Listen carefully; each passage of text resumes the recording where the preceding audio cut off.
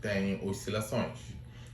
Nós temos, portanto, uma época de pico que existem vários assassinatos. Nós, por exemplo, tivemos, por exemplo, o caso dos assassinatos na cidade da Beira, que começaram em novembro, foram mais ou menos até dezembro, não é?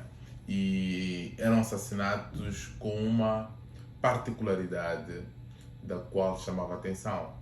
A maior parte das vítimas eram mulheres. Exato. E mulheres indefesas, acima de tudo.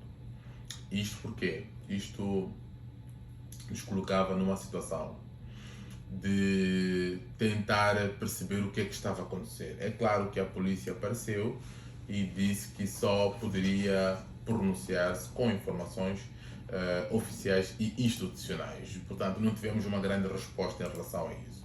Mas uma coisa a polícia garantiu, que tinha colocado, portanto, meios operativos, para poder-se saber o que é que estava a acontecer e poder-se evitar mais crimes. Mas este tipo de crimes, de criminalidade que aconteceu, por exemplo, na Beira, de mulheres, isto não se pode configurar em nenhum momento como um crime passional. Estes crimes, apesar de serem vítimas mulheres, e muitas delas disse que eram prostitutas, portanto, que trabalhavam, portanto, por aquela área circunscrita. E também, e prova disto foi depois da manifestação que houve meses depois destas senhoras, portanto, dessas trabalhadoras, certo?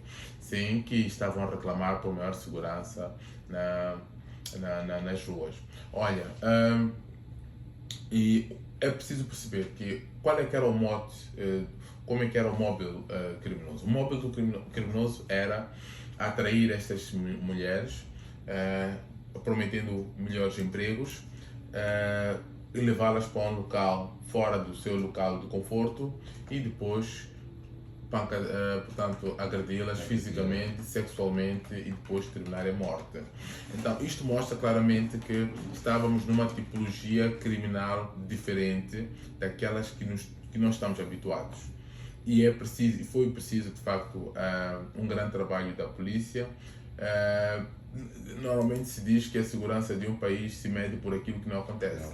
Então paramos de ouvir muitos relatos deste tipo de situações e para nós, portanto, para nós como povo, foi uma boa dádiva aquilo que foram os...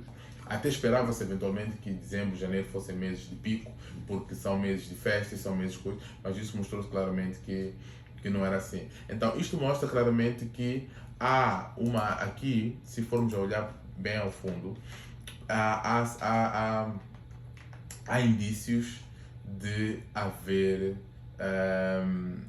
uma espécie de uma perseguição, portanto, setorial, e que esta perseguição setorial pode se ligar com alguma situação ligada ou à psicose dos autores do crime ou então a questões ligadas à superstição, em que tinha que haver o mesmo móvel criminoso para haver este tipo de crime.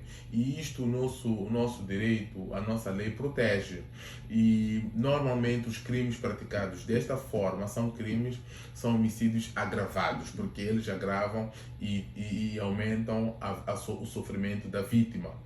Agora, e depois, este tema podemos ligar com os crimes passionais. Os crimes passionais são crimes parecidos com este tipo de crimes de homicídio agravado, só que o crime passional, diferentemente do crime do homicídio agravado, é um crime atenuado. Nós temos agora, no artigo 161 do Código Penal, matéria ligada aos crimes passionais, e o nosso código, que é uma matéria nova, mas em Portugal já estava há muito tempo lá, em Brasil, no Código Brasileiro também já estava lá prescrito, nós já adotamos agora em 2019, e que é quando alguém comete um crime, estando esta pessoa de algum modo, portanto, movida por uma grande ira, por um grande sentimento emotivo, não é? Que este sentimento leva a cometer o crime. Muitas vezes liga-se ao tema da violência doméstica. A violência doméstica, por quê? Porque normalmente o que precede a violência doméstica é uma relação seja conjugal, ou de companheirismo, ou de alguma afinidade familiar ou social. E esta afinidade muitas vezes que pode criar laços muito fortes, laços de forma a que sejam laços que tornem aquela pessoa que é a vítima uma pessoa muito importante na vida do agressor. E esta importância que toma nesta situação cria também uma sensibilidade de sentimentos que faz com que qualquer coisa que aquela pessoa faça interesse grandemente na vida desta pessoa. Por exemplo, se encontro uma minha amiga e diz: olha, Elísio, tu estás mal vestido, não é? Eu vou ficar, portanto, o meu dia não se perde por isso. Mas se aquela pessoa a quem eu tenho um sentimento de afinidade muito forte diz: Elísio, estás mal vestido, eu posso perder o dia. Até posso nem sequer ir ao serviço, voltar para casa e ficar deprimido.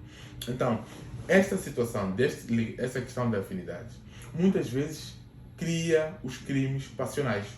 Então, quando há, por exemplo, sentimento de ciúmes, sentimento de controle, sentimento de perseguição, então tudo isto, quando vai desembocar num homicídio, chama-se homicídio privilegiado nos termos do Código Penal, artigo 161, e que este homicídio privilegiado é, de facto, aquilo que é o exemplo de um crime passional.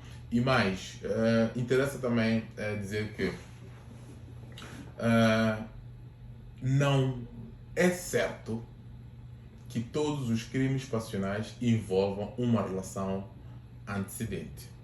Porque o crime passional também pode ser praticado contra pessoas que não têm nenhuma relação. Apenas o agressor é que tem uma afinidade grande, ou tem um amor grande, ou tem uma paixão muito intensa sobre a vítima. E por causa de ser rejeitado pela vítima, por causa de não ter sido aceito pela vítima, então vai cometer o crime, como quem diz: ou ficas comigo ou não ficas com ninguém. Então, e depois eu dizia que esses temas se ligam. Por quê? Porque para haver um crime passional precede um ambiente de grande depressão, um ambiente de grande angústia.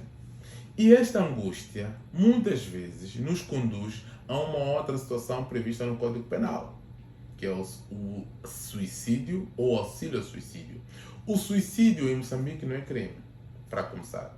O que é crime é auxiliar a pessoa que se vai suicidar a executar o crime, a executar, portanto, a morte. E este auxílio, se for por uma pessoa vulnerável ou for um menor de idade, tem uma pena agravada. Portanto, o primeiro comportamento tem uma pena de 2 a 8 anos, o segundo comportamento tem uma pena de 8 a 12 anos.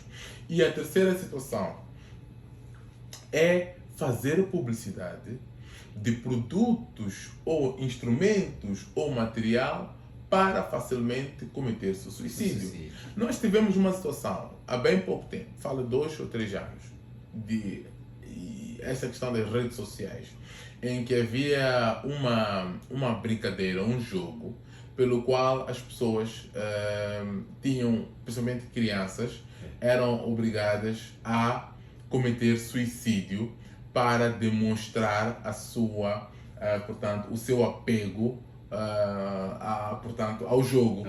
Exato. Até chama, é Blue Whale, acho que é Blue Whale, baleia azul. Sim. E este jogo, portanto, este comportamento passou a ser criminalizado, porque antes nós podíamos ter o Blue Whale moçambicano e a pessoa fazer isto e não era criminalizado. Então foi uma grande ascensão do nosso Código Penal ao punir esta nova conduta, porque é preciso perceber que as leis, muitas vezes, embora elas visem para o futuro e elas devam prever situações, há situações pelas quais a sociedade ultrapassa as leis. Então, por causa disso, então é preciso que a lei ande, portanto, atrás desse tipo de situações.